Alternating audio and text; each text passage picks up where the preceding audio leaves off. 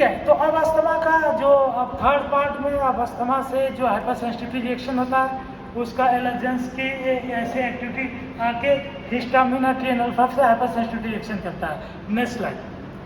ठीक है, अब एयर ऑब्स्ट्रक्शन, अब इसके वजह से एयर वे ऑब्स्ट्रक्शन होता है, तो ऑब्स्ट्रक्शन में डैमेज हो जाता है, जो COPD में भी आता है। COPD एक होता है ना, अलग तरह का होता है, chronic obstructive pulmonary obstructive disease होता है। तो ये क्या होता है, एस्मा, तो क्या होगा इसमें, due to the airway obstruction और asthma due to the different factor spreading spasm of the airway muscles, smooth muscle जो था ना स्प्रेड होगा तो उसमें डैमेज हो सकता है।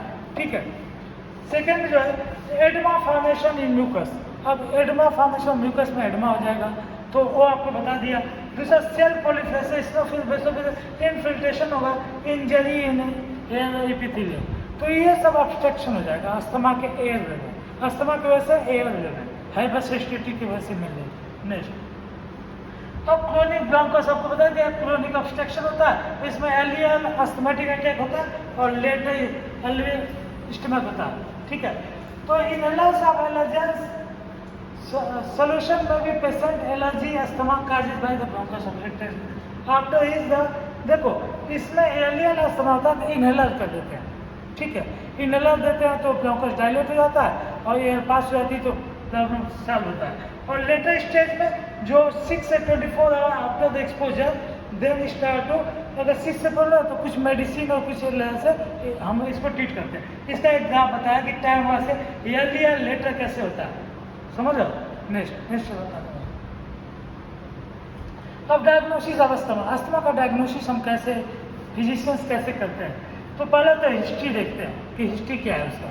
हिस्ट्री जैसे पेरेंट्स में अस्थमा है तो उसके आप स्त्री में उसके बच्चे में जो अस्थमा आता है मैक्सिमम चांसेस रहते हैं अस्थमा आने का। ऐसे डायबिटीज में होता है, अगर किसी को डायबिटीज पेरेंट्स को तो उसके आप स्त्री में भी डायबिटीज आता है।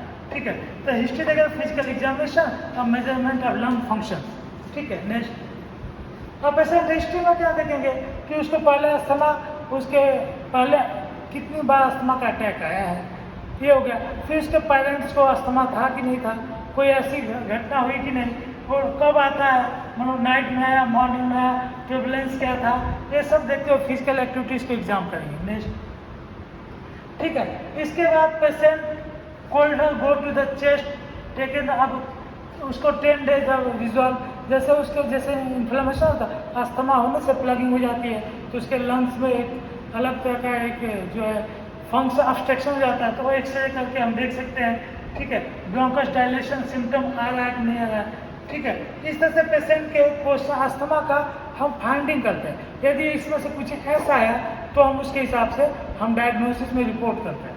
ठीक है, तो फिजिकल एग्जामिनेशन सीरीजिंग हुआ, यूजली जो हम स्टेथोस्कोप से देख लेते हैं, उसमें एक साउंड आता है, यदि अस्थमा है या कफ है उसमें तो क्लियर साउंड नहीं आता है, उसमें ये क्रैकर की आवाज़ आती है। जब हम देखते हैं ना इसे, इस स्टेथोस्कोप से हम इसको हम देखते हैं तो उसमें क्लियर साउंड नहीं आता है, क्योंकि ब्रेकिंग साउंड आती है, तो आप समझ जाओ कि उसमें कफ है, ऑब्स्ट्रक्शन है। और डिस्सोमिया ये जो होता है जिसको इससे मसल्स के जो एसेसरी मसल्स का सिग्नल प्लगिंग हुए तो पता चल जाता है, उसमें हम जो है स्टेथोस्कोप से साउंड से पता चल जाता है। फिर उसके बाद यदि और क्लियर करना है तो उसको एक्सरे कराते हैं। डायग्नोसिस अस्थमा कंफर्मेटरी टेस्ट, उसको ये सब तो इसके हम पॉसिबिलिटी अगर अस्थमा हो सकता है, क्योंकि यदि किसी को सिग्नल कब भी होता है ना तब भी ये सब दिखेगा, समझ लो। उसको अस्थमा जो ही नहीं कि अस्थमा हो, लेकिन यदि कफ है, सर्दी जुकाम है तब भी ये सब आएगा। लेकिन अगर कंफर्मेटरी टेस्ट करना है तो asthma can be confirm by the presence of reversible airway obstruction using the peak flow of meters. Peak flow lungs की कैपेसिटी को देखना है, एक्सरे लेना है, अल्ट्रासाउंड करना, उससे कोई ऑब्स्ट्रक्शन हुआ है, तभी कंफर्म है कि हाँ वो अस्थमा हो सकता है। और उसके इस तरह से उसे फ्लोरीमीटर उससे हम उसकी कैपेसिटी करते हैं। नेक्स्ट, अब goal of achieve asthma control, हमको अस्थमा को अब ट्रीट करना है। ठीक है, अस्थमा जैसे ट्रीट करना है तो क्या क्या आपको गोल होना चाहिए, मतलब अब गोल क्या होगा आप समझ जाओ, जैसे कि जैसे देखो अब hyper sensitive reaction due to allergens, तो पहले आप एलर्जेंस है जिससे आपको एलर्जी होती है उससे आपको बचना है। किसी को डस्ट से होता है, किसी को पॉलीग्रेन से होता है, किसी को फूड मटेरियल से होता है, इंडोर से होता है, मतलब जो भी आपका है पहले उससे बचना है। दूसरा हाइपर सेंसिटिव रिएक्शन कम करने के लिए हम ल्यूकोट्रांस इनहिबिटर, जफरलुकास्ट, मेंटरलुकास्ट, जो भी इन्फ्लेमेटरी मीडिएटर्स है उनको हम इनहिबिट करेंगे। दूसरा मास से स्टेबलाइजर देते हैं। मास से स्टेबलाइजर क्या होता है, जो मास सेल मूवमेंट करके वो बताया जाता है कि फॉरेन पार्टिकल है और उसको प्रेजेंट कर देता है। हाइपर सेंसिटिव रिएक्शन होती है यदि मास सेल को स्टेबलाइज कर दे तो वो एंटीजन आएगा, एंटीजन बॉडी के अंदर आया, वो कुछ रिस्पॉन्स ही नहीं देगा तो उसकी हाइपर सेंसिटिव रिएक्शन नहीं होगी, जब होगी नहीं तो अस्थमा का अटैक नहीं आएगा।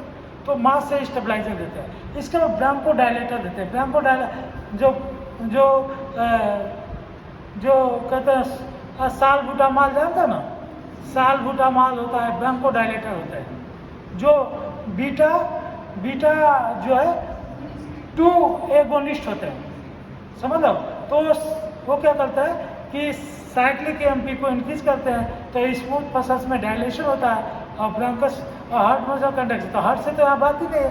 तो स्मूथ मसल जब डायलेट होगा तो ब्रांकस डायलेट हो जाता है, एयर पास हो जाता है, तो ये ठीक है। इसके बाद कुछ एंटीकोलिनर्जिक ड्रग देते हैं, ठीक है।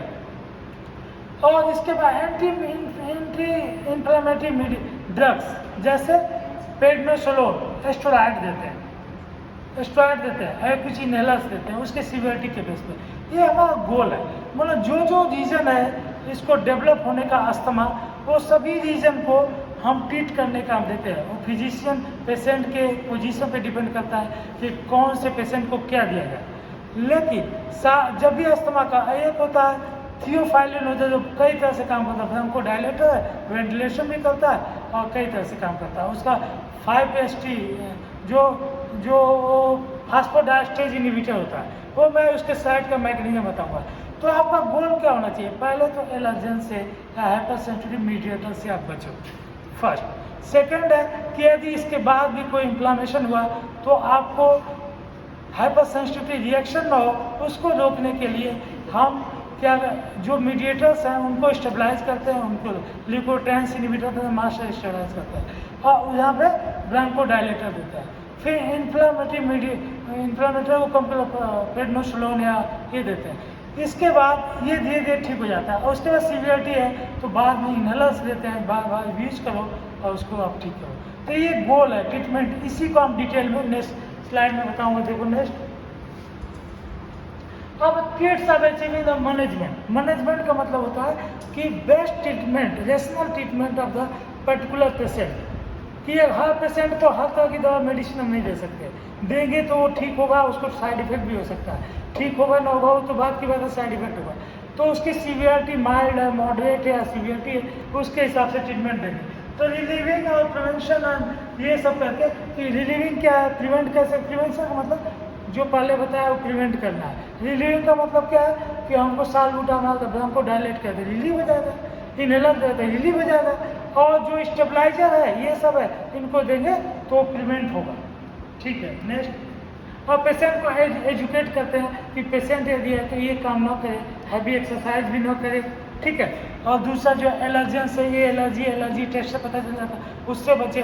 जिसको सीजनल में होता है, जैसे होता है ना कुछ पेशेंट ऐसे है कि जैसे बारिश का मौसम है, मौसम चेंज हुआ कि उनका भी मौसम चेंज हो जाता है, मतलब उनको सर्दी जुकाम हो जाता है, कुछ ऐसे होते हैं। तो उनको बचना है कि उस कंडीशन में पहले से प्रिकॉशंस लो। ये एजुकेशन है, पेशेंट एजुकेशन, क्योंकि ये उनकी इम्यूनिटी कम होती है। जब मौसम चेंज हुआ तो उनको जो है कॉफ या स्नीजिंग या जो है ये सब डेवलप हो जाता है, ठीक है। इसको नेक्स्ट प्रीवियस, तो प्रीवियस में हम क्या करते हैं कि इजोलेशन रिएक्शन सिम्टम में हम देते हैं। नेक्स्ट चलो, अब इसके बाद रिलीविंग में आप जैसे सालबुटामॉल आपको बता दिया, लियो सालबुटामॉल ये डेस्ट्रोलियोरेटोटी है, ठीक है। टर्बुटालिन, बैंगोटेरॉल ये एंटीकोलिनर्जिक ड्रग है, ठीक है ना। जैसा इपाटोमियम ब्रोमाइड है और जेंथिन है, थियोफाइलिन है, और ये ड्रग देते हैं, एड्रेनालिन इंजेक्शन देते हैं। ये इसमें क्या है कि रिलीविंग में, ठीक है। अब इसमें जो है ये शार्ट एक्टिंग में बीटा 2 एगोनिस्ट आपको पहले बता दिया, तो ये जब इसमें डायलॉग जाएगी तो ये एक्ट करेगा। नेक्स्ट एंटी इंफ्लेमेटरी आपको बता दिया गोल में, फ्यूचर मेकिंग द जो है दो टाइम एक्शन 2 से 3 आवर्स होता है, और ये अस्थमा का इन्फ्लेमेशन को कंट्रोल करता है, और इसे प्रिवेंशन ऑफ रीमॉडलिंग। रीमॉडलिंग क्या है कि जब ऑब्स्ट्रक्शन होगा तो जो मॉडल था वो रीमॉडल चेंज हो जाएगा, उसी को रीमॉडलिंग है। एंड रेगुलेटेड टू यूज इसको हम इरिवर्सिबल होता है, मेडिसिन दोगे पेशेंट ठीक हुआ तो फिर पहले जैसे नॉर्मल होगा, और जब सीवियर है तो रीमॉडलिंग। नेक्स्ट अब देखो प्रिवेंटर्स, कौन प्रिवेंट करता है, अभी बताया ना आपको। प्रिवेंटर में कार्टिकोस्टेरॉइड, कार्टिकोस्टेरॉइड एंटी ल्यूकोट्राइन्स, ये सब डिस्कस कर चुका हूँ, ठीक है। तो इसका पेडनासोलोन है, बेटामिथासोल है, और ये जो है ये ड्रग फ्लूटिकासून ये ज़्यादातर यूज करता है, ये ड्रग है। और लॉन्ग टर्म एक्टिंग में जो बीटा 2 एगोनिस्ट है, ये साल्बुटामॉल टालबुटामॉल इन्हें देते रहते हैं लॉन्ग टाइम तक। और एंटी मंटेलुका जफालुकास्टेट ड्रग आती है। फिर जेंटिन में थियोफाइलिन में बता दिया। मास्ट सेल स्टेबलाइजर, ये भी मैं डिस्कस कर दिया, जो सोडियम क्रोमोग्लाइकेट होता है, ठीक है। और बाद में इसका कॉम्बिनेशन देते हैं। कॉम्बिनेशन क्यों देते हैं? पेशेंट के सीएमएस में साल्बुटामॉल फ्लूटिकासून दे दिए, तो ये जो डायलेट करेगा इन्फ्लेमेशन को कम करेगा। तो इस तरह से ये देके हम पेशेंट को ठीक करते हैं। नेक्स्ट, ठीक है। इसका रिलीविंग फैक्टर्स जो होता है, जो ब्रोंकस डायलेटर जैसे बीटा रिलीव करता है, इसके 2 से 3 मिनट तक में एक्शन आ जाता है। मनो बाद में आप यदि इनहेलर्स इसका दे दिए तो 1 से 2 मिनट में आपके लंग्स में ये अपना रीच आउट हो जाता है, वहाँ पे अपना एक्शन दिखाता है, तुरंत डायलेट कर देता है, तो डायलेट का रिलीफ हो जाता है, पेशेंट रिलीफ। साल्बुटामॉल फास्फेट है, इसका मैकेनिज्म और पता चलो, सेलेक्टिव एक्शन है। नेक्स्ट चलो, इसके साइड इफेक्ट है, मैं बताता हूँ। साइड इफेक्ट में नीचे नेक्स्ट साइड इफेक्ट में हेडेक हो सकता है, नॉजिया, ड्राइनेस ऑफ माउथ और टेकिकार्डिया, पल्पिटेशन होता है, लेकिन जनरली ये कम होता है, ठीक है। जनरली ये कम होता है, लेकिन इसके साइड इफेक्ट है। इसको हम डोज जो लेते हैं 2 से 200 से 300 जो है हम ले सकते हैं पर डे एपिसोडिक। जो ये है, ये जो मासिक है, इसको भी अस्थमा के रिलीफ में लेते हैं। नेक्स्ट चलो, हाइपरसेंसिटिव रिएक्शन को कार्टिकोस्टेरॉइड है, ये पहले बता ही दिया, ठीक है। ये ड्रग है, इसको हम लेते हैं, तो इसमें बेस्ट ड्रग कौन सी है? ये फ्लूटिकासून प्रोपिनेट मार्कली जो है इनहेलर्स है, और ये H1 को इनहिबिट करती है। ये दूसरा लोराटिडिन H1 को इनहिबिट करती है। H1 क्या है? हिस्टामिन है। हिस्टामिन क्या करती है? एलर्जेंस इंड्यूस करती है, जिससे अस्थमा का अटैक करता है। तो इस तरह से ये ड्रग भी यूज किया जाता है। नेक्स्ट, साल्बुटामॉल 100 mg इनहेलर देते हैं, इनहेलर देंगे तो 100 mg का इनहेलर देते हैं। 1 से 2 puff एज नेसेसरी, 1 से 2 बार ही उसको इनहेल करना है, ज़्यादा नहीं करना है, नहीं तो प्रॉब्लम इंड्यूस हो जाएगा। तो 50 mg ये लेंगे लियो साल्बुटामॉल, ठीक है। इस तरह से कॉम्बिनेशन देते हैं पेशेंट को फास्ट रिलीफ के लिए, जो पहले बता दिया गया है। इसका एपिसोडिक ग्राफ है टाइम के साथ, अस्थमा साइन आता है और इसके बाद इसको मेंटेनेंस होता है, फिर अस्थमा का अटैक आता है, ऐसे करके। Next, all asthmatic drug should be allowed to taken through the inhalers route. अब अस्थमेटिक ड्रग को हम इनहेलर्स रूट में हम देते हैं, जिससे कि ये करते हैं। नेक्स्ट चलो, जैसे ओरल देंगे, इनहेलर्स देंगे, डिफरेंस क्या है? Slow onset of action. Onset of action क्या है कि जब उसका थेरेपेटिक डोज का रिस्पांस आता है, उस रिस्पांस को ऑनसेट ऑफ एक्शन कहते हैं। तो अगर ओरल दोगे तो ये स्टमक में जाता है, एब्जॉर्ब होगा, फर्स्ट पाथ मेटाबॉलिज्म लीवर में जाएगा, फिर ब्लड में जाएगा, फिर ट्रीट करेगा, तो इसमें आधे घंटे पता 1 घंटे लग सकते हैं। लेकिन अगर इनहेलर दोगे रैपिड एक्शन आता है, ठीक है। लार्जर डोज देना पड़ेगा इसमें, क्योंकि वो लीवर से मेटाबॉलाइज होता है, तो कम वायबिलिटी होती है, इसकी वायबिलिटी लेस अमाउंट लगेगा।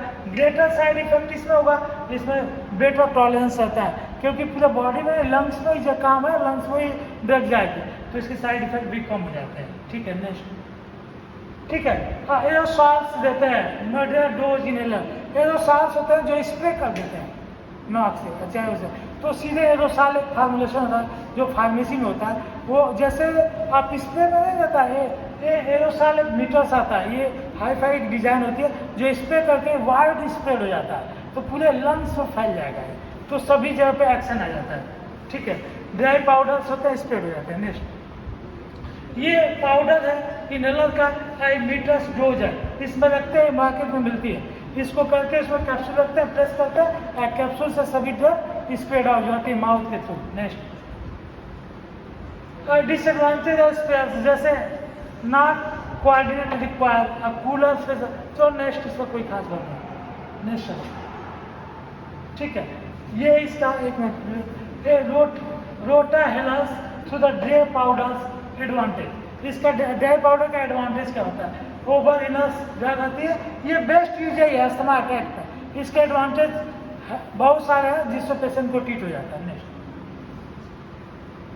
अब एज साइड इनहेलर्स, ये एज के हिसाब से बताया कि जैसे लेस देन 8 है तो एमडीआई स्प्रे मार्क्स नेबुलाइजर देते हैं, थ्रू 3 रहते हैं, इस तरह से देते हैं, 4 year 8 year. Next patient education clinic, क्या क्या एजुकेशन, इन्फ्लामेशन पहले मैं बता चुका हूँ। नेक्स्ट ठीक है, अब मैसेज क्या है कि asthma can not common disorder और happen to the anybody, it is not caused by the supernatural force.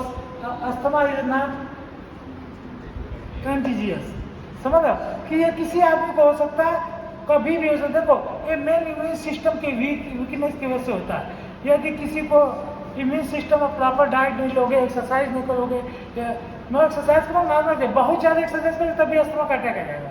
तो ये तो इस तरह से आप ठीक हो सकते हो, ये आपका एजुकेशन मैसेज दिया जाता है। नेक्स्ट ठीक है, तो इसको कंट्रोल हम कर सकते हैं। यदि आपको किसी पेशेंट अस्थमेटिक पेशेंट है तो ये सभी को आप एजुकेट कर दो, सभी जो मीडिएटर फैक्टर है उसको कम करते हुए हम ट्रीट कर सकते हैं। नेक्स्ट ठीक है, 10 साल अबाउट द अस्थमा, ये अस्थमा का सभी टॉपिक था। आपको धन्यवाद फॉर द अटेंशन।